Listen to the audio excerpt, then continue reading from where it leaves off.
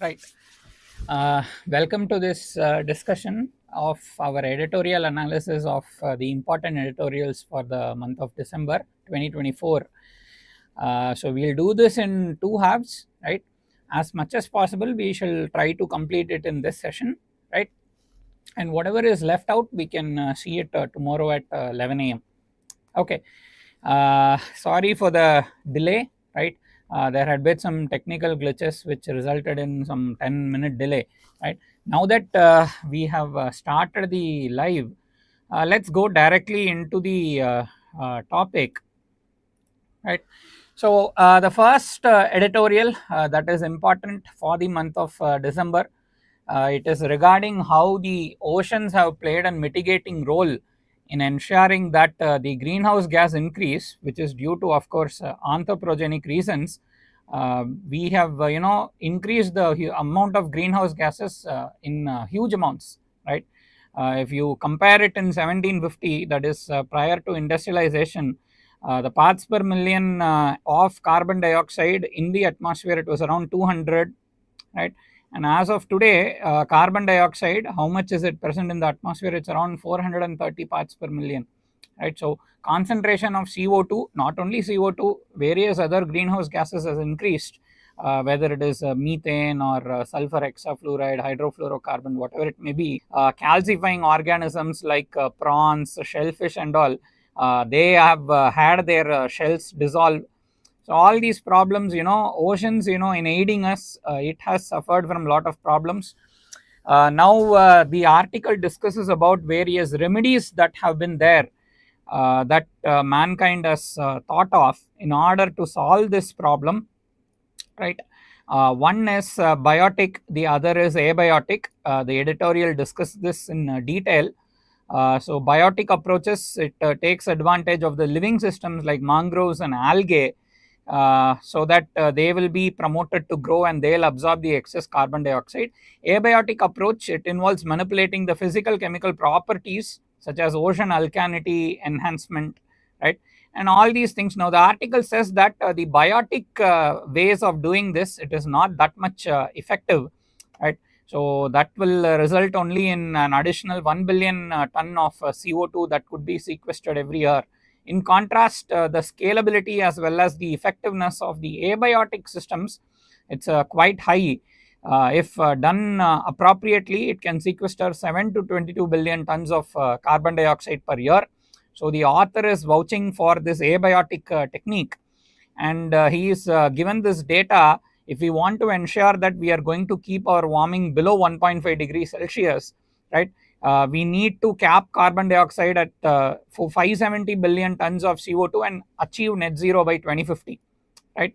So as we have seen, whatever current trends are there, we will reach this 570 billion tons of CO2 by 2031 itself. And after that, there will be runaway global warming, and nobody knows what could happen, right? So for this, the author is promoting the burial or sequestration of carbon dioxide in the oceans, right? So he has said that public perceptions have to be altered. One of the main challenges, he has said, that is a lot of skepticism is there amongst the public. So he wants the public to understand and the authorities to promote this type of technology and promote awareness amongst the public how this could be of use, right? So that is the thing that the author is suggesting. And you can see the global carbon cycle, right?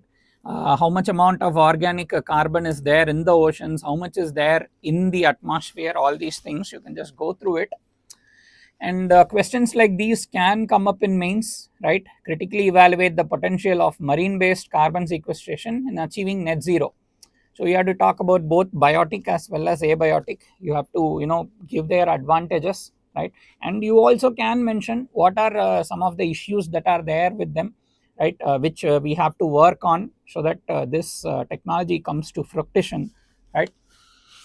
So we can just summarize what we have seen in the editorial, right? Oceans as carbon sinks, they have the capacity to absorb greenhouse gases.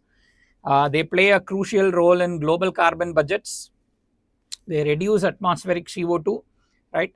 and by absorbing carbon dioxide they become acidified, and this causes a lot of problems to the marine biodiversity, especially calcifying organisms like shellfish and all, right. And apart from that, the biogeochemical cycles also get disrupted, right. So one of the main things about marine carbon sequestration, right, they help both in sequestration as well as adaptation, right. So see the thing here, mitigation as well as adaptation. Remember, mitigation is addressing the root cause of the problem, right. So mitigation means if increased greenhouse gases are responsible, then we need to ensure that greenhouse gases are not emitted. That is mitigation, right. Adaptation is, helping us survive in the changed environment.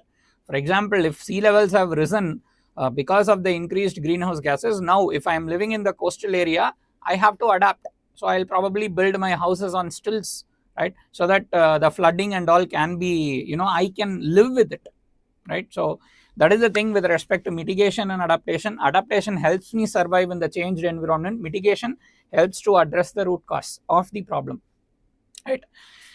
Techniques: iron fertilization, kelp farming, deep sea carbon burial. So all the things, biotic, abiotic, have been mixed, added together here, right. So these have the potential to complement terrestrial solutions, right. So our urgency, you can see here, limited carbon budget for 1.5 degrees Celsius, which is nothing but 570 billion tons remaining, and it's supposed to be exhausted by 2031 itself. So there needs to be urgent action regarding emission cuts as well as building up complementary technologies, right. There are some ethical and governing challenges, like for example, ecological risk, public skepticism. Even see, the skepticism is quite natural, right. Proven, it's not a proven technology, right. So that is one thing, is the technology should prove itself, so that is important, right. And the global cooperation is a must, because it's going to affect all the nations, right. It's not going to respect country borders and all, right. So what are the challenges associated with it? It can cause ocean acidification, high costs, technology needs, unclear international frameworks, resistance and skepticism, competing claims, inequitable access. All these are some of the issues. And the way forward, you need to combine marine based, land based solutions, because in silos, any technology cannot result in proper mitigation, right. It should be complementary to each other. At the same time, we need to ensure that whatever blue carbon system that we are going to develop, it is going to be sustainable, right. So these are some of the things. You can just go through it, and of course, as usual, the PDF and all will be shared with you. You can make use of the content for your mains answers, as well as you can make use of the data, right. The next article, it is about the nutrition, right, the link between nutrition as well as disabilities, right. So the first thing here, you can see December 3, it is the International Day of People with Disabilities. So remember that. So in prelims and all, there's a lot of chance for these type of questions to be asked, and it has been asked before. Like they've asked the Global Tiger Day, World Environment Day, International Yoga Day. All these things have been asked before, right. So December 3 is the International Day of PWDs, right. Here in this article, the authors are discussing about how malnutrition, high level of malnutrition, how is it related to poorer health outcomes, and also how is it related to poorer disability, right. So this correlation has far-reaching implications, as the authors suggest in the article. So you can see here, maternal malnutrition, it can lead to prenatal disability, right. It can also contribute to developmental delays, of course, intellectual disability, disability at different points in the life cycle. For example, vitamin A can cause blindness. Some disabilities such as cerebral palsy, Down syndrome can also put the person at risk of nutritional deficiency, right. So all these are some of the important things. And in 2023, the Ministry of Women and Child Development, they have introduced the Anganwadi protocol for Divyang Jan children, right. So Anganwadi, you are aware, right, it is the place where nutrition as well as even things like immunization, things like take home rations are all delivered to the people in the village, right. So sometimes in the Anganwadi, you will also have the crutches and all, preschools and all will be attached to the Anganwadi, right. So Anganwadi workers, they play a crucial role in ensuring that the government schemes go and reach the end beneficiary, right? So a lot of things are there in the Anganwadi. As part of the Anganwadi services, you are having the Poshan Abhiyan. So currently Poshan 2.0 is being done, in which nutritious food is being delivered to the beneficiaries, and it is all the more essential that especially the expecting mothers, they are not at any risk of malnutrition, because if not, then we are at starting with a disadvantage, because the next generation is going to be affected, right? So here in they have taken the example of Haryana, right? So the Haryana government's Department of Women and Child Development, they are committed to promoting disability inclusion through Mission Vatsalya and the IC Integrated Child Development Scheme, ICDS. So this is being done at national level also. And apart from that, Haryana state has introduced this initiative called as Nanhe Farishte. I think Nanhe means, small or little. Farishte means angel. So little angels, they have started one initiative. It's mainly basically to provide awareness at the Anganwadi centers for early detection as well as inclusion of children with disabilities, right? So this will create awareness about how malnutrition can result in disabilities. Apart from that, it will help the workers there to detect the disabilities. You might have heard uh, the 4Ds. Already we are having a scheme under the Ministry of Health and Family Welfare under the National Health Mission, where the 4Ds have to be identified as early as possible, right? Rashtriya Bal Swasthya Karyakram, that is the particular initiative. So under that, the deficiency, developmental delays, the 4Ds, disability, all that has to be identified as early as possible. And you're aware that we are having separate centers called as district early intervention centers. So you need to ensure that the people who are at any identified risk of disability, they are sent for follow up as early as possible. For that, early detection is key, right? And even the World Food Program has partnered with various state governments for a 3-year intervention to transform norms regarding gender equality as well as social inclusion, right? And they are developing capacity of Haryana's network of 25,000 Anganwadi workers, right? World Food Program, it is the food aid arm of the FAO. The main job is to ensure that the food aid reaches the vulnerable population, right? So that is the thing here. And apart from that, the National Family Health Survey 5 data is available with you. We've already discussed that, right? Regarding what is the maternal mortality rate, what is the percentage of anemia that is there in the women as well as children below age of 5, what is the infant mortality rate, what is the total fertility rate, what is the child stunting percentage, child wasting percentage, undernourishment data, chronic malnutrition data, all that we have seen in the National Family Health Survey 5. So questions like these in mains can appear. How can disability inclusive nutrition policies promote social inclusion and reduce inequality? So you have to mention how malnutrition can result in disability and how disability can result in even further malnutrition, right? So it's like a vicious cycle. How to break this vicious cycle? We have to present our points, and for that, to identify the gravity of the situation, you need to highlight it. For that, the data like child stunting percentage, child wasting percentage and all will be very helpful, right? So prenatal malnutrition leads to neural tube defects, low birth weight, developmental delays. It impairs even fetal brain development. Micronutrient deficiencies like vitamin A, folate deficiency, all that you are aware. Chronic malnutrition, it can result in stunted growth, delayed cognitive development, weak immune systems, and even the data we have seen, right? How the World Bank report says that for every 1% loss in height, how it correlates towards the reducing the earning capability of that particular individual, right? So we have seen those data, make use of it. Disabilities exacerbate the nutritional challenges, for example, feeding, digestive issues, socioeconomic barriers. All these things can limit access to nutrition and put the population at further risk or heightened risk, right? So improved health outcomes, it prevents the developmental delays, secondary complications. So that is why it's important to address the problem, right? Social inclusion, reduced disability rates, all these things are an outcome of inclusive policies and early detection. right?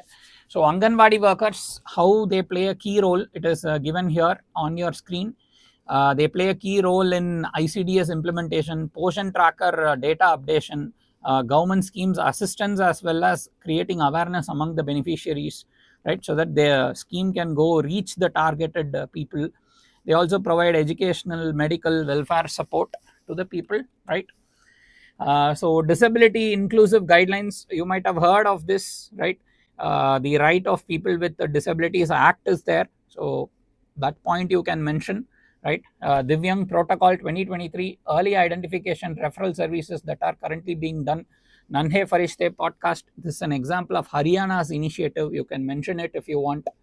Highlighting the importance of collaboration, so they are collaborating with the World Food Program, right, which is an international organization, so you can mention that as well. You can give the example of this portion tracker tool on how the technology will result in updated databases in real time, so that we can get a fair idea of whether our policies are working or not. This will result in evidence based decision making, so you can mention all that, right? What are the recommendations here? You need to have trained therapists, accessible schools, right? We are doing that, right? PM Shri Schools initiative, improving the accessibility of schools, you can mention that. Addressing the social barriers through awareness campaigns, tailored nutrition services, this is very important. Even under the portion 2.0, it is only now that we have shifted towards from calorie sufficiency to a balanced diet approach. Until last 75 years we only worried about calorie sufficiency, that is why the concentration is there on only rice and wheat. Only now we have realized the problem of micronutrient and macronutrient deficiency and how to address that. So now only we are shifting from calorie sufficiency to a balanced diet approach, so that has to be done. Some states are promoting even millets, right, as part of the diet. Please read about PM Shri Anna Yojana, right? So why millets are good for health, why they are called as nutri cereals. They are rich in vitamins, minerals. They can be consumed even by those who are diabetic. They have low glycemic index. They are gluten free. Even those with celiac disease can consume millets. They are environmentally secure also. They need very less input, so the cost of cultivation reduces. They can tolerate climatic stress, they can tolerate poor soils, they can grow well with less amount of fertilizer pesticide application. So all that, please mention it. Policy integration, there should be correlation between health, nutrition as well as disability, right? So each thing cannot work in different silos, so that also we are trying to do, right? Anmol portal has been integrated with the portion tracker, so that we can see how malnourishment, or how it is affecting the, for example, if a woman is already malnourished, we can see how, if a malnourished woman is giving birth, whether the child is at a greater percentage of mortality. All that is now becoming possible to see, because we have linked the Anmol portal of health and family welfare with the portion tracker portal of the other ministry, right? So these are some of the things, right? The Rights of People with Disabilities Act, 4% reservation in government jobs, 5% in education institutions, recognizes 21 disabilities, right? Mental Health Care Act, it ensures access to mental health services, makes it a right. But once again, the mental health care, what is the money that we are spending on mental health? Only 40 crore has been allocated in the previous budget, right? Only 40 crore. Imagine the population which is in need of mental health services, right? The demand for the people is huge. There are millions of people who are affected, right? But only thing is that a paltry meager 40 crore has been allocated, so that should go up. National Trust Act 1999, it supports independent living for people who are having problem of autism, cerebral palsy and all. Rehabilitation Council Act, it regulates the professional training, right? So you need to have people who are well trained, right? Beyond physiotherapy, there needs to be people who are specifically trained in rehabilitation, so that is also important. So we are having worker shortage as well. Even you take with respect to psychiatrists and psychologists and all, we are having huge amount of shortage, right? So these are some of the things. Some government schemes and policies for inclusive development. Samagra Shiksha Abhiyan, even our national education policy, it's inclusive, right? With respect to skill training, so you are having the DDRS for vocational training via NGOs.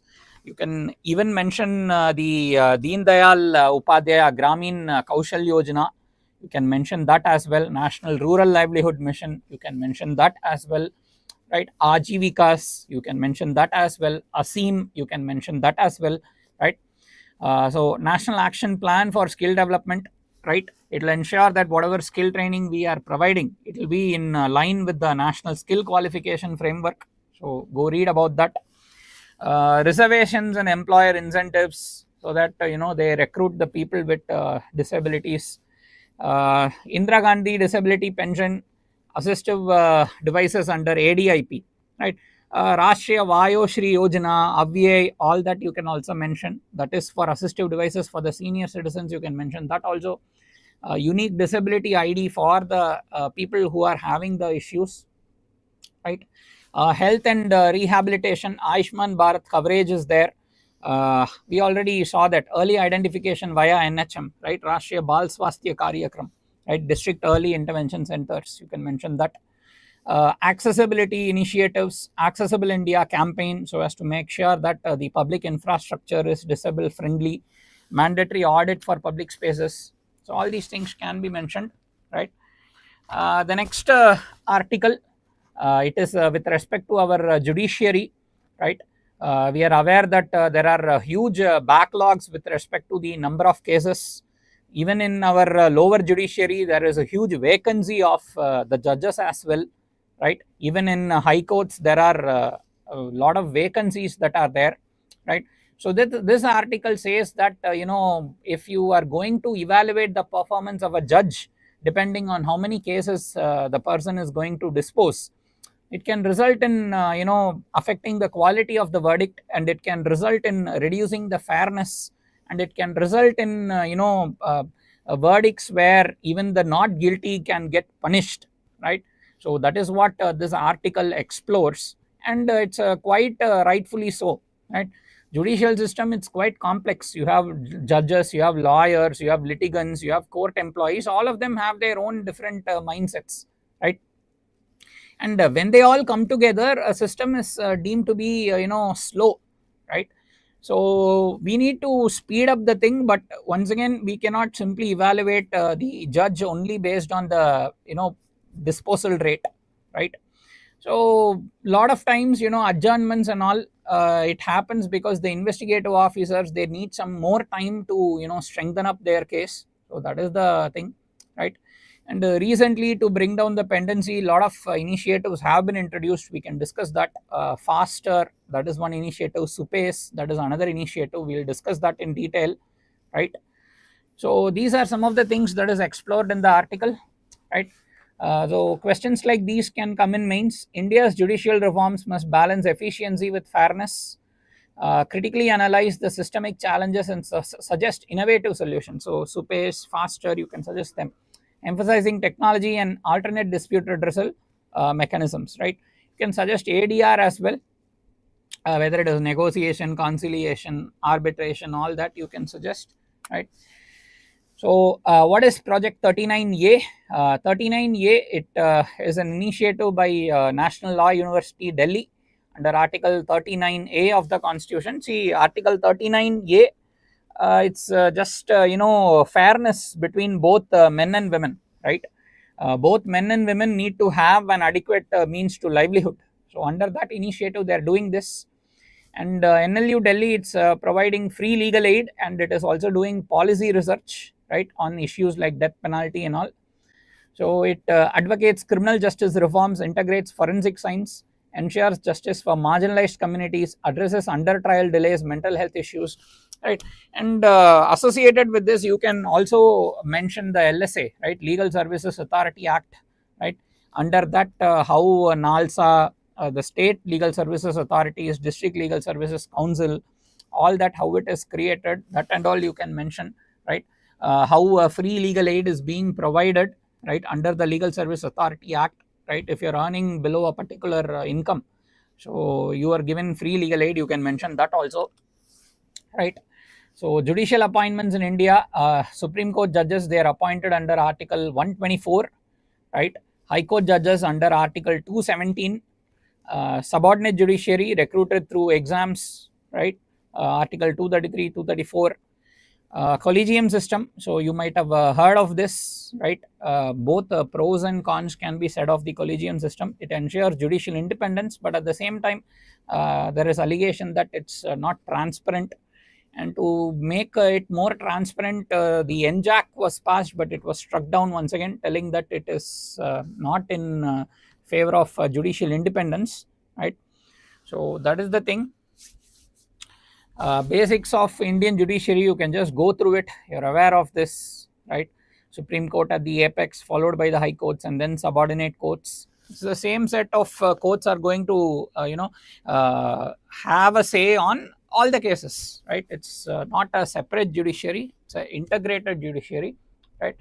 Power of judicial review, hierarchy of courts, all this, some basics you're aware. Public interest litigations, right? Access to justice for marginalized groups. So even those who are concerned, they might not be directly affected by it, but in public interest, they can put up PIL, right? Access to justice, we have seen Legal Service Authority Act, right, 1987. Lok Adalats, once again, it's a alternate dispute redressal mechanism. Now Nari Adalat, that also was there in news, you can read about that. Article 143, it's the advisory role that the Supreme Court is expected to provide to the President. If the President is going to want the Supreme Court's opinion on certain matter that he or she deems important, you can make use of the data. 4.4 crore pending cases are there. One main reason, shortage of judges. You can see the recommended 50 judges per million, but we are not even half, only 21 judges per million. Frequent adjournments, procedural complexities, lengthy trials, right? Vacancies are there, 25% vacancies in subordinate courts. All these are issues, right? Inefficient case management, limited technology adoption, right? So e-courts and all, even a lot of subordinate courts are not properly having the video conferencing facility and all. Slowly it's getting changed, but the pace should be quickened. Litigation culture, frivolous cases, they increase the court burden. Underutilized ADR, arbitration, mediation, conciliation are underused. Government litigation, 46% pending cases involve government disputes, right? What are the solutions that are there to address case pendency? Increasing the number of judges, that is the first thing. Second thing is to adopt technology. These two things you can make use in the exam. First thing for the technology is the faster platform, right? Faster is fast and secure transmission of electronic records. So this faster platform, it's a digital platform to communicate interim orders, stay orders, bail orders, etc. of the Supreme Court to the authorities concerned. It will be done through the internet, through a secure communication channel, right? There are a lot of cases where inmates, even if they have gotten a verdict in favor of them, for example, like to set them free on bail. Imagine the verdict is being delivered on a Friday evening. For the physical order to reach the jail, it takes Monday afternoon, and only on Monday afternoon the person is getting released, right? So in order to reduce these delays, they are creating this faster digital platform. So you can mention that as an example of how technology can speed up the provision of justice. You can also mention the SUPACE portal. SUPACE is a AI based portal. It stands for Supreme Court Portal for Assistance in Courts Efficiency. So SUPACE portal is a tool that will collect relevant facts, laws, and makes them available to a judge. It will not take decisions, but it will process the facts, make them available to a judge. It will only take the relevant facts and gives it to the person, right? So it's being used in Delhi High Court, Bombay High Court, and all. So it will ensure that as the technology improves, if the relevant data, facts, and figures are presented to the judge, right, then it will ensure that the delay in the judge is going to face in searching for the data, that will come down, right? So adopting technology. Regulating adjournments, you have to see on a case to case basis and then find out the reasons, and if there are any reasons where adjournments are malicious, that has to be addressed. Promoting ADR, right? Even small cases, even those which can be compounded, right? Compoundable offenses, even petty cases, a lot of issues in which we can go for ADR, whether it is arbitration, mediation, conciliation, negotiation, lok adalats, nari adalats, all these things can be made use of, right? Case prioritization, you need to have fast track cases for certain type of cases, it's already there, right? So as to ensure that in the serious cases the justice is delivered, because you might have seen, right, it's not enough if justice is delivered, it needs to be seen to be delivered, right? So certain case prioritization should be there. So for example, the RG car case, or even your Anna University case in Chennai, so certain cases needs to be ensured that justice is delivered on time. So judicial reforms, right? Performance metrics for judges and courts, encourage timely judgments, reduce the government litigation, develop infrastructure, sensitizing and training, legal awareness. All these things are some of the solutions that we can think of to address case pendency, right? You can go through it. The next article, it is regarding this Places of Worship Act, right? You might have seen how there was violence in Sambal district when there was going to be some checking. I understand the religious identity of a particular place in Sambal district in Uttar Pradesh. How certain people started the violence and started exerting the street power, so as to ensure that things go in their favor.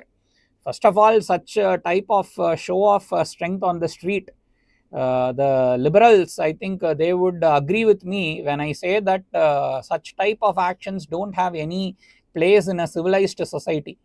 Trying to do violence and trying to prevent certain things by happening by protesting on the streets and doing violence, right?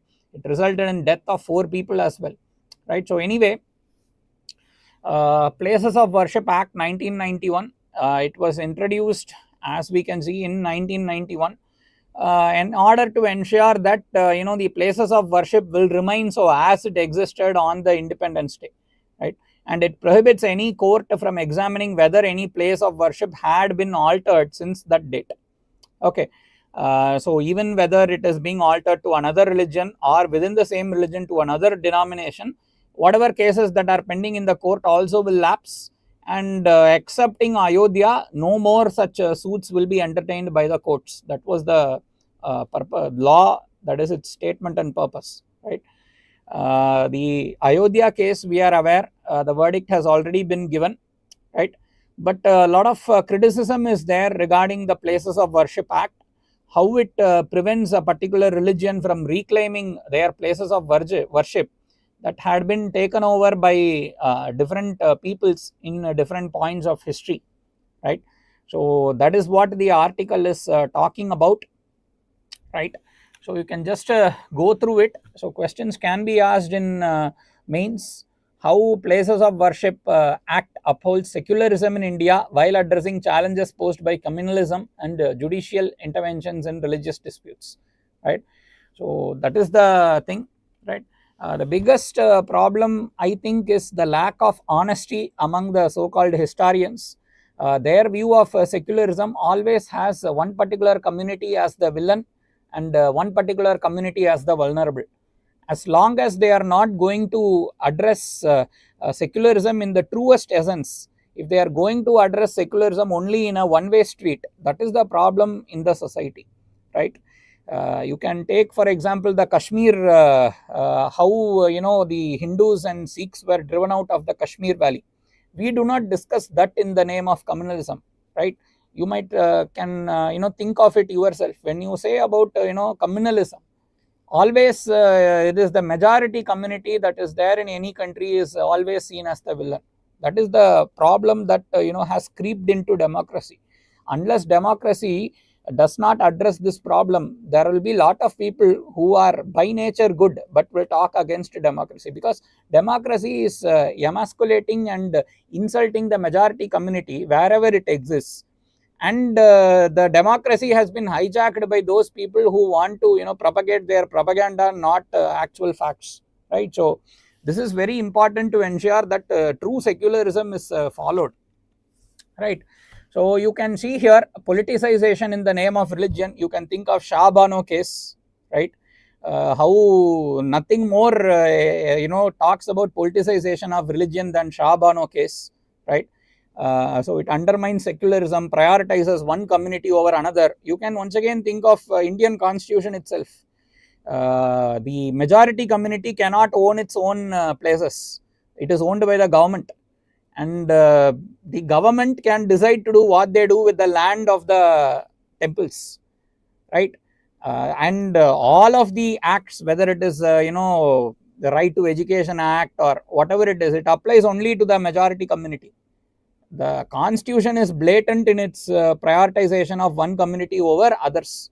So that is the big thing. These are things that the constitution has to address, right? We need to bring in some changes.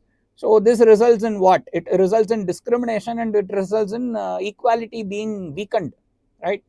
So all these things have to be addressed, especially appeasement politics, that has to be addressed, right? So there are a lot of challenges to secularism that is there in the country today, right? There are a lot of potential for bias as well as selective enforcement of laws, right? So communalism's impact on social harmony, you can see, take the example of Kashmir, or you can take the Sambal violence, right? So it results in mistrust between the communities, and it results in alienation of communities, right? Disruption of India's pluralistic traditions, it undermines national unity, right? Places of Worship Act, in short, it is there, you can just go through it. Preservation of status quo of religious places as of 15th August, excludes Ayodhya, archaeological sites, pre-1947 court cases, provides legal penalties for violations, promotes social harmony, prevents politicization of religious disputes. All that is there, you can just go through it. Constitutional legal dimensions, you are aware, secularism is part of the basic structure. Article 25 to 28 is there, which upholds religious freedom, right? Each one can practice, propagate, preach their own religion, right? Judicial responsibility, it empowers courts to enforce the act. Judicial review, ongoing challenges to the act's constitutionality, all that is available to uphold secularism, right? So in order to prevent communal tension, all these things have to be addressed, right? So you can just go through the rest of the thing, right? Challenges in implementation, relevance to social harmony, we have seen all these things, right? So let's move on to the next article. It is regarding our demography, right? So you can see this thing here. I'll just magnify it so that it's visible. The article, it says that India's population is threatening to cross 1.6 billion by 2060, right? And lot of the population is also, certain states are having more increase in population, certain states are having less increase in population. That is, the total fertility rate is not uniform across India, and it is based on the population that the Finance Commission is also working, and it is based on the population that the delimitation will also work, right? So these are all some of the issues that we have to have in mind, right? So the population, they are saying that even in the low fertility rates, several districts will have TFR above the replacement level even as late as 2036, right? So that is one thing. And you might have heard how AI is threatening to take away a lot of jobs, so that is also there. Already we are having a huge working age population, so called demographic dividend. If we are not going to have enough jobs to keep the people happy, then it can result in a large amount of problems, right?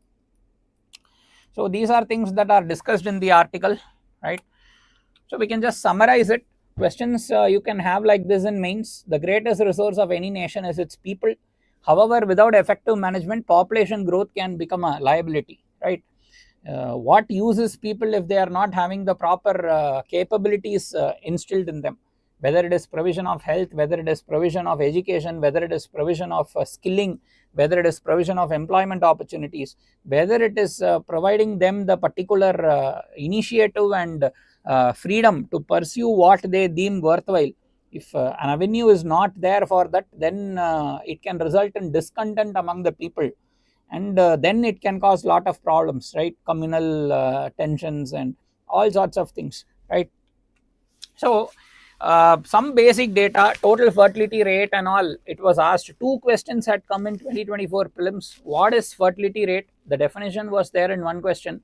Another, they gave some countries and asked which of these countries have very low fertility rate, right? They gave examples like Nigeria, Taiwan, South Korea, Italy, all these things. So just be aware of it, right? So total fertility rate, average number of children per woman, replacement level is 2.1. That is, if you know 1000 in a 1000 population, right, in a place where there are 1000 people living, if the fertility rate is 2.1, then in perpetuity, right, 100 years later or 1000 years later or 1 million years later, right, the population will remain around 1000 only. So that is only called as replacement level. So India's TFR, it has declined to 2 from 3.4, but because the number of people is very high, even this 2 fertility rate is adding lot of people to the population every day, right? Regional disparities exist, right? Certain states have very high, certain states have low fertility rate, right? Maternal mortality rate. So all these indicators from the National Family Health Survey 5, you can just go through them. It is around 102 maternal mortality rate. Infant mortality rate, it's around 25.5, right? Regional variations, we've already seen this, right? Population distribution, we can see that rural urban divide, urban areas 35% of the population, rural 65% of the population. What are the implications, right? It can result in imbalances in migration. It can result in how from the rural areas a lot of people come to urban areas. The urban areas are not having the enough resources, not having the enough infrastructure to meet the people's demands. So it results in issues, squalor, slum settlements, all that happen, right? So you can just go through it, make use of the data. The next article, it is related to our foreign policy, right? Prime Minister Narendra Modi's visit to South America, right? And before that, he visited Nigeria also. So Nigeria already, the India's relationship with Nigeria, we have seen it.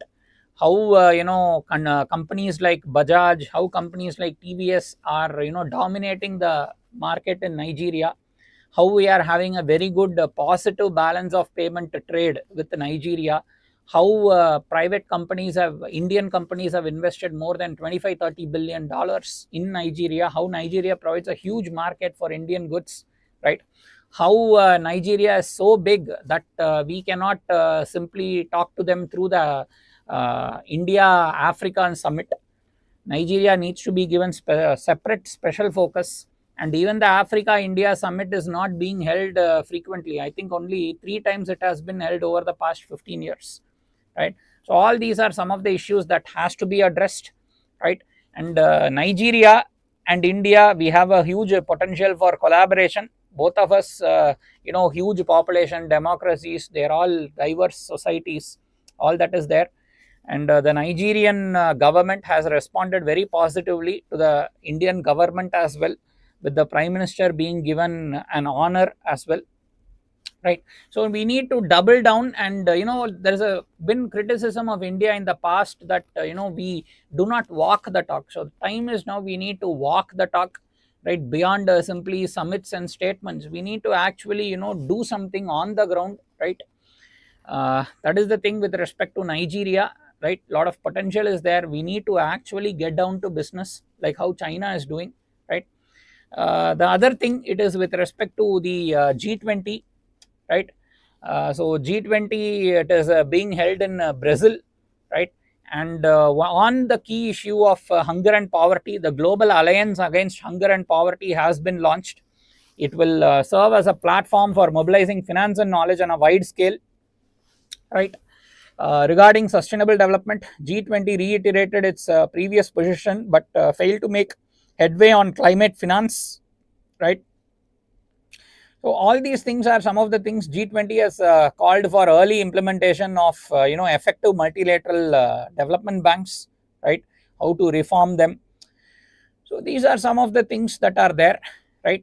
As a wrap up, Prime Minister also went to Guyana, So Guyana, you are aware, it is the only country in South America which is English speaking, and it's a part of the West Indies and Caribbean community, right, rather than a South American, which is predominantly a Latin community, right.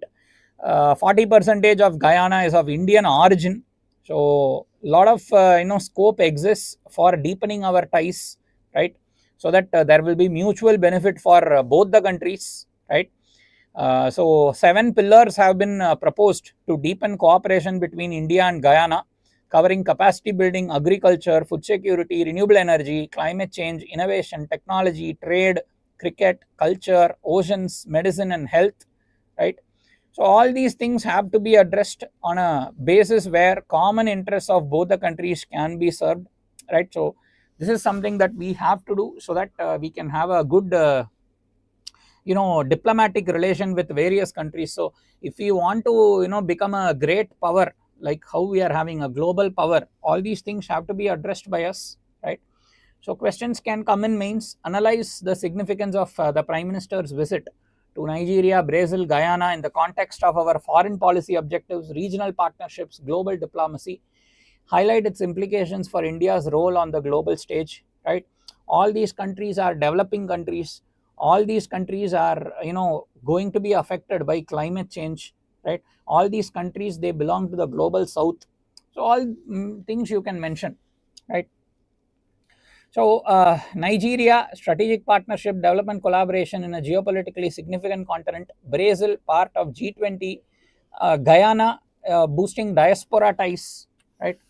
So Nigeria, Africa's largest economy, largest democracy, fourth largest economy. It is a member of the ECOWAS. It's a BRICS partner state, right. So already our investments in Nigeria, we have seen how Nigeria also has the common problem of terrorism, extremism and all. So we can share a lot of similarities and we can strengthen the relationship, right. The Brazil G20 summit leadership, right, focusing on social inclusion and governance reforms, launching of the global alliance against hunger and poverty. So this can be asked in prelims also. Consider the following statements regarding the recently launched global alliance against hunger and poverty. It has been launched by whom?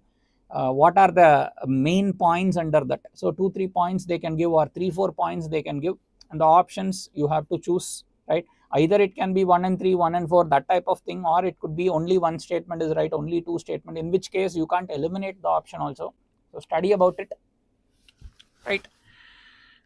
India Guyana relation, we have signed 10 MOUs. We have proposed 7 pillars of cooperation. So it has a lot of Indian origin people, 40%. So have to take that into account, right. So through this we can make use of our soft power to leverage better outcomes in the relationship, right. So what are the broader implications? We need to have leadership in the global south, right.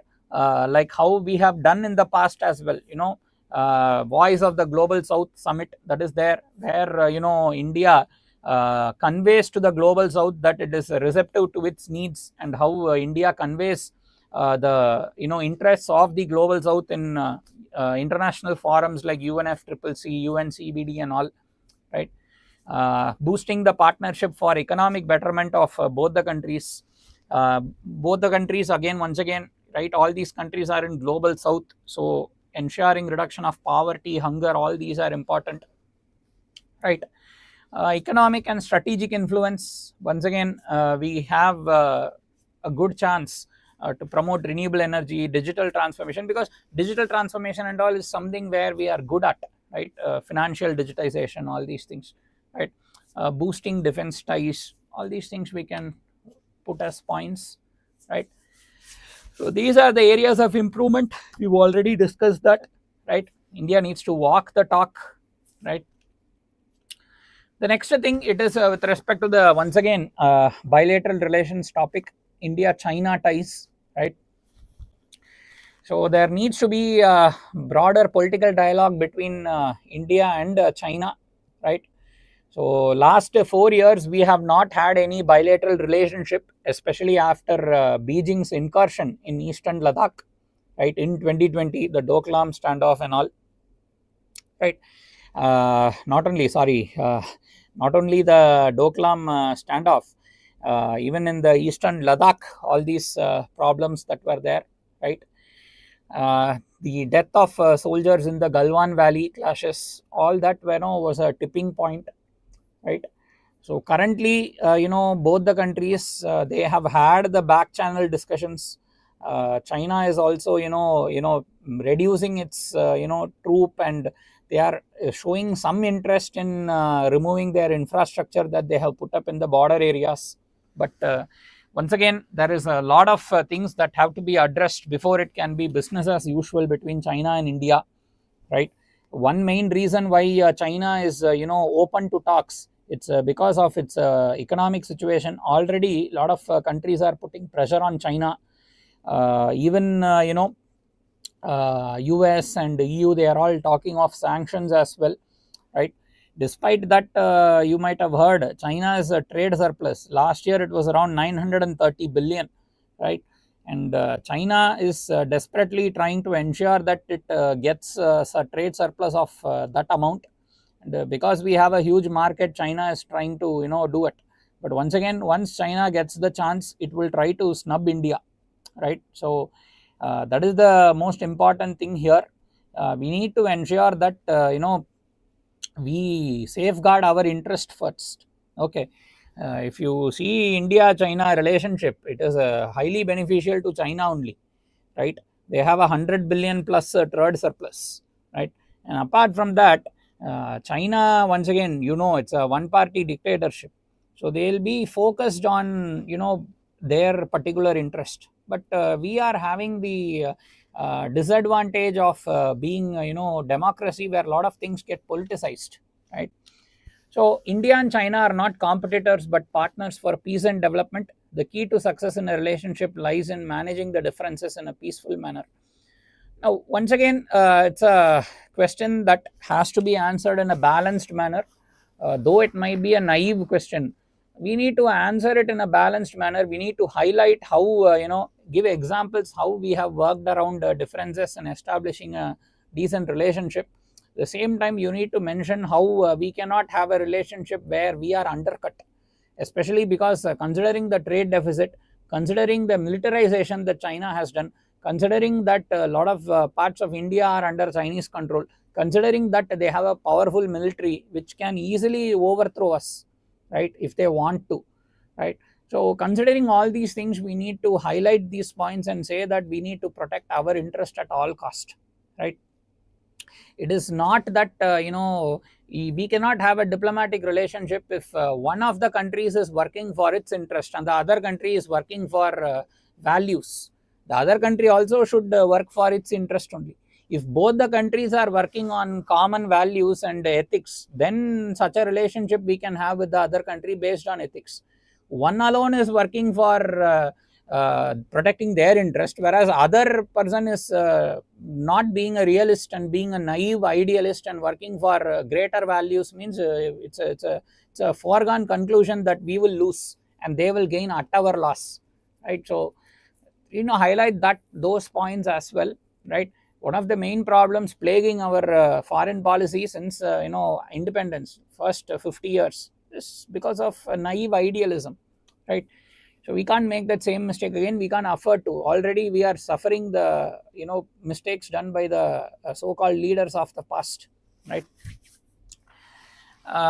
So bilateral trade, you can see how it is beneficial to China, right? The exports to China is only 16 billion. You see the imports more than 100 billion, right?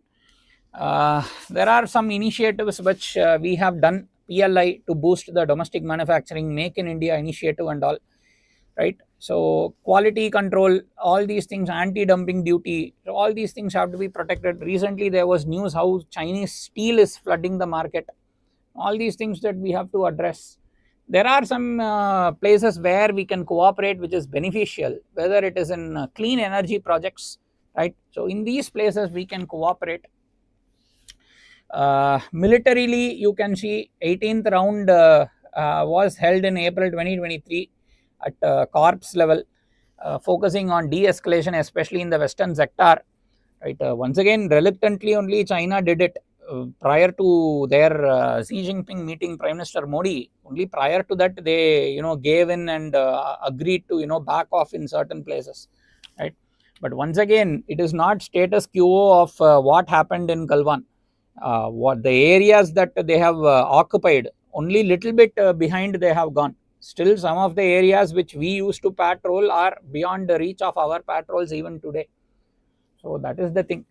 And anyway, with respect to China, multilaterally in forums we do meet, right? Though it is not made public, they do meet in BRICS, SCO, G20, in all these places, right? One main thing, India's Quad alignment versus China's BRI. So we are not part of China's BRI and China is against our Quad. So that thing is there. So what are the suggestions? Need to improve the discussions and ensure that peace and tranquility is maintained on the border. Disengagement in Demchok, Depsang, Galwan, those areas, right? Proper confidence building measures, hotlines, all that can be done, right? Economic independence, we need to improve our exports and reduce our imports, so that is very important. So diversing the supply chain, so this is very important because China, it supplies the huge amount of active pharmaceutical ingredients to us, raw materials for fertilizers to us. So if these things China decides to give us trouble, they can cut off these imports to us, right? So if that is going to be cut off, then we'll have a huge problem. So we need to diversify our supply chain, ensure that we become locally self-sufficient. For that only PLI and Make in India, all that is being given a lot of focus, right? So these are some of the points that you can mention, right? Multilateral engagement, we've seen all this already, we are doing it. So the next article, it is with respect to malaria, right? How genetically modified the malarium parasite Plasmodium, how it is ensuring that malaria disease gets tackled. That is the thing, right?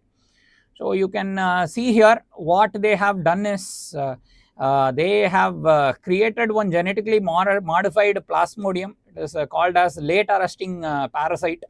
Okay, so in this what happens is on the day 6 the parasite will die. Okay, instead of going to the blood, it will die. So first what they are doing is they allow the people to get infected by this late arresting parasite. So they add this Plasmodium to the mosquitoes and allow the mosquito to bite the healthy people who have this late arresting parasite. So eventually what happens is when the mosquito bites the people, automatically the antigens enter into the body, right? And the immune system gets primed for a 6-day period. Eventually on the 6th day this Plasmodium dies, and then when the actual malaria Plasmodium tries to enter the body, when they are getting bitten by actual unmodified Plasmodium by a mosquito, what it's visible is in 89% of the people it did not manifest into the disease. So the immune system, which was primed because of infection by this genetically modified Plasmodium, had primed the immune system and prevented the disease from occurring in 89% of the cases. So same principle that is used in the vaccines, right? The weakened strain of the particular pathogen is introduced so that the body is able to understand the particular antigen, and then enough time is there for the body to produce the antibody, and the strain is very weak in that the body is able to overcome it, and then it creates a memory in the immune system so that next time when you face the same pathogen, immediately the body will work. It need not be the same pathogen also, even the related pathogen there is an immune response. So this is one example that they have shown. It holds lot of promise to end malaria one day, right? Already it was there in news, 3 new vaccines have come for malaria. This Mosquirix, RTS, S, R21 Matrix, M and all. Understand that these vaccines, they do not eliminate or prevent the malaria. It reduces the incidence of severe malaria by 70%. That's all. Still you are susceptible to get the malaria sometimes, and you can get even severe malaria also. But this is GM Plasmodium, it is proving to be promising, so just to go through it, right. So critically evaluate the role of biotechnology in combating vector-borne diseases like malaria, focusing on ethical dilemmas, ecological disruption. So that is the thing. You are genetically modifying the mosquito or genetically modifying the plasmodium downstream any disruption might happen in the ecosystem or anything that we are not aware, right. So that is very important, that it's impossible to predict. So we need to be very careful before we alter the things, right. You might have heard of this colony collapse disorder and all affecting the honeybees in Europe and all. The number of insects has reduced drastically, right. So these are all some of the problems that are there. So you can mention these issues. So basics of genetic modification, you can see here: genetically modified malaria causing parasites to prime the immune system. Right, I'll just have some water.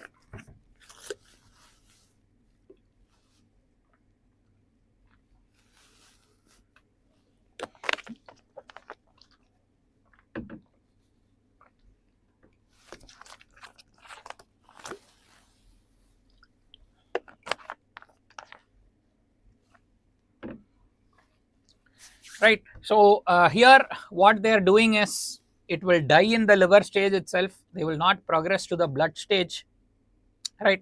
So this primes the body's immune system, and then when actual infection happens from an unmodified plasmodium, the body is able to withstand the infection, overcome it. Same principle as that of a vaccine, right. So you can just go through it. So plasmodium parasites, it's a vector-borne disease infected through Anopheles mosquito, right. So it's a major challenge, especially in the global south, in Africa, South Asia and all, right, in the tropic situations. So plasmodium malaria, that is the pathogen.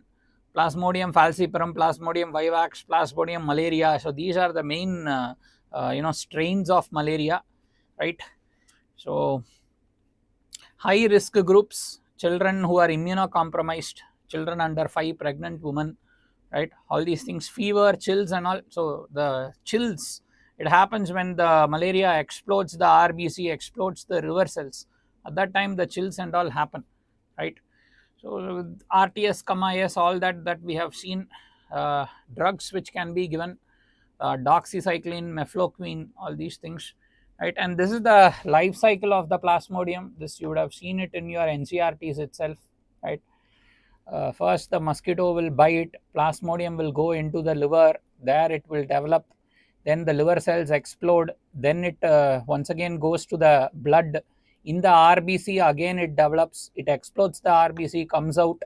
Now it is ready for infecting the other individuals. Now it will go and enter into the mosquito, right. When the mosquito is going to suck and take the blood, now that mosquito becomes the carrier. In the mosquito they will further develop, then they will escape to the salivary gland of the mosquito. Now the mosquito is infected, it will go bite a healthy person, it can transmit the disease, right. So that is the life cycle. So some of the ways in which it can be tackled: sterile male mosquitoes to reduce reproduction, gene alteration to prevent plasmodium transition. All these things, either ways, main aim is to disrupt the malaria transmission cycle only, because it's a parasite dependent on another organism for survival. So we can do that, right. So just to go through it, and certain other things, which are the countries which are eliminated the malaria recently, all that can be asked. So just to be aware of it, okay. So what are the initiatives to reduce malaria in India? So government is having certain initiatives like National Framework for Malaria Elimination, malaria elimination by 2030, strategies, what are there? Malaria Free India campaign, malaria elimination demonstration project, technological innovations, all these things are there, just go through it. The next article, it is regarding the antimatter, right. It's a very theoretical article, you can just go through it. It is not enough that you have to understand these concepts like CP symmetry violation, charge conjugation and all. Just to go through it, here you don't have to memorize anything, okay. So sometimes abstract articles far beyond our what is needed for our exam comes. Don't worry, you have to understand everything in this and all. right? So just to be aware what is antimatter and what implication, that is what uses are there regarding antimatter, that is enough for us as an administrative candidate, right? We need to know what is antimatter, how it can be beneficial, right? What are its implications, that's all, where it can be applied. Beyond that, no issue. Okay, so how does the unresolved antimatter part matter symmetry challenge not only scientific paradigms but also philosophical existence? See, even it's very rare that we have this much of a complex scientific question, right? But anyways, you can see the data here, right? So the article what it discuss, we have summarized it in a easy to understand format, right? So antimatter, it was theorized by Paul Dirac 1928, confirmed by Carl Anderson in 1932 with the discovery of positron, right? So it plays a vital role in cosmology, particle physics, as well as technological applications, right? It plays a role in diagnostics, right? Help us in detecting diseases. In diagnostics, it plays a role, right? So what is antimatter? Particles with the same mass as well as matter but opposite charge and properties. So for example, electrons antimatter is positron, protons antimatter is antiproton, like that, right? So matter antimatter collision results in annihilation releasing energy. So that is the Einstein's equation, right? So Big Bang theory, it predicted the equal creation of matter antimatter, but for some reason antimatter is very less in the universe, whereas matter is predominating. Okay, so what are the proposed explanations as said by the article? Slight asymmetries in matter antimatter behavior post Big Bang, that is there. It should be studied through charge parity violation principles. Okay, so the theoretical framework is the Dirac equation. It predicted the existence of antimatter. Okay, standard model of particle physics. It explains fundamental mechanisms and interactions. It includes CP violation mechanisms. And then Sakharov has given his three conditions, right? And just go through that. What are the applications of antimatter? So this is the thing, PET scans to detect diseases. So it's used in diagnostics, and annihilation releases huge amount of energy which can be used, for example, in the spacecraft propulsion and all that is there in the theoretical stage only. Okay, and to improve our understanding of the antimatter only, we are having the particle accelerators like CERN and all. Okay, so challenges in antimatter research, it's the high cost, technological complexity, right? So that is the thing. So relevance for India, because antimatter has its role in space propulsion, we are trying a lot of things in space propulsion. For example, next generation launch vehicle, all these things we are trying. If we can develop a powerful launch vehicle that can travel a long distance with less amount of fuel, it will reduce the weight, and then we can send payload to further high up in the orbit, right, with less fuel. So that's an important implication that is there, right? Apart from that, it's used in the diagnostics also, like PET scan and all. So it becomes essential to have a fine understanding about this, so that it will benefit the society at large, right? So that is the thing. Science becomes very useful only when it is able to be converted into technology and helps the society, right? So that is the thing.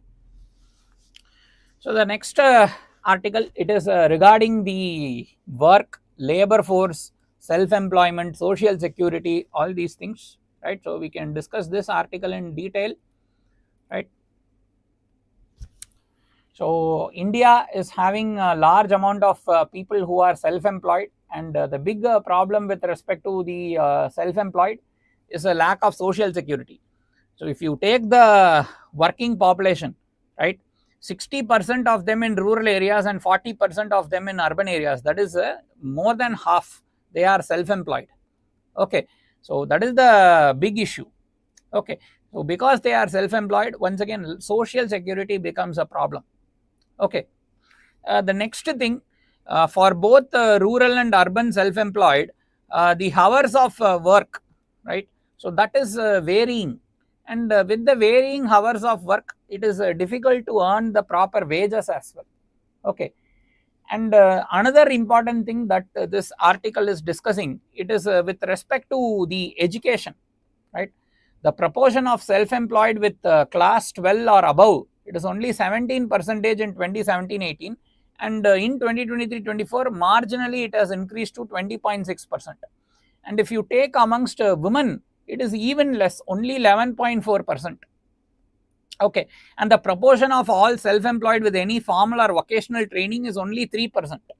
So that is why a lot of schemes, PM Vishwakarma or Deen Dayal Upadhyaya Gramin Kaushal Yojana, Lakhpati Didi scheme, PM Drone Didi scheme, Samarth scheme for textile workers, right? All these things are concentrating on skill development, because lot of people, 50% of those who are working are self-employed. Okay, and if you are able to provide them the professional certification, right, they might then be able to provide the service which will be of very high quality. Now they can then charge more, and at the same time they'll also get more customers who will come back to them. The demand for their service will improve, right? So that is why it's very important to do that, right? And if you are properly trained, then there's a chance for you to get more loans under Stand Up India, Startup India, or under Mudra Yojana. So it's possible to get loans, right, if you are having a skilled trade. Okay, another important thing is to overhaul the ITIs, right, the industrial training institutes. They are providing the skills like, for example, carpentry, electronics, painting. Painting means the painting of the automobiles, the automobile repair, phone assembly, all like that. ITI, a lot of training is being given, but once again, it needs to be updated with the latest curriculum. There needs to be opportunity for placement. There needs to be opportunity for, if they want to become the self-employed, helping them access the loans. All that is very, very important. Okay, so if you see lack of access to formal credit, that is a big thing that is holding back our people. So that needs to be improved. Okay, and these are some of the things that are discussed in this article. So we can just summarize it, right? Irregular insufficient income. So this is some of the problems that are faced by the self-employed workers. Subsistence level earnings. Women, they comparatively earn less also. Underemployment, they work less than 40 hours per week, right? Lack of access to formal credit, and if it is women, then they are facing some more issue, right, like bias, all these things. Lack of collateral once again hinders business expansion, and if collateral free loans are to be given by the banks, then credit guarantee schemes have to be encouraged by the government, right? So what are the challenges faced by the self-employed workers? Low educational attainment and lack of skills with respect, recognized skills in terms of certifications and all, right? Carpenters lacking training in the modern tools. Complex licensing and lack of legal awareness discourage the formalization. Red tapeism limits the access to government benefits. Because of that only, now only we are having this Umang app and all, so that you can join these schemes yourself through the app itself, right? You might have heard e-Shram portal. All that is there for the unorganized sector workers only, right? Lack of awareness, that's a big problem, right? Challenges faced by the self-employed workers: disproportionate domestic responsibilities when it comes to women, limited access to high-paying sectors and mobility, unpaid labor roles in the rural agriculture. So these are some of the issues. What are the measures to improve the productivity of the self-employed? You need to provide them with the latest skills, reskilling, upskilling, all that. Sectoral skill councils, National Skill Development Corporation, Deen Dayal Upadhyaya Gramin Kaushal Yojana, ASEEM, all that has to come into the picture, right? Gender sensitive training to boost women's participation. For example, Samarth scheme for training the textile workers. 88% of around totally 3.3 lakh women have been, totally 3.3 lakh textile workers have been trained. Of that, around 88%, right? 88%. It's actually women who have been trained, right? So that is very important. Promoting digital literacy, online training in the remote areas, right? Promoting access to the microfinance. That is why we have created small finance banks and all, right? Women specific credit biases has to be addressed. Encouraging the low interest loans like Mudra Yojana, Stand Up India, Startup India. That is why schemes like Vishwakarma are very important, right? Increasing access to education, even adult literacy campaigns that can help. simplify the registration processes, providing the single window clearance for the businesses, helping them access the loans. All these things will help in improving the social security of the self-employed, right? So women specific entrepreneurship schemes, encouraging them to form self-help groups, even PM Drone Didi scheme, that's a woman specific scheme, Lakpati Didi, that is a woman specific. So like that we have to address the weaker sections, right? Promoting e-commerce platforms for rural artisans and producers, so that's also happening. Even the gem portal, right, gem portal, through which the government departments and all have to buy their goods. Now they are helping even the tribes India or Vandan Kendras or artisans, all of them to become the sellers on that platform. So that is important. For that you need to provide them with the digital literacy and all, so that has to be done, right? Access to internet, for example PM Vani scheme and all is there, enhancing the direct market access, enam for the farmers. So all these things you can mention, because India is having a huge market.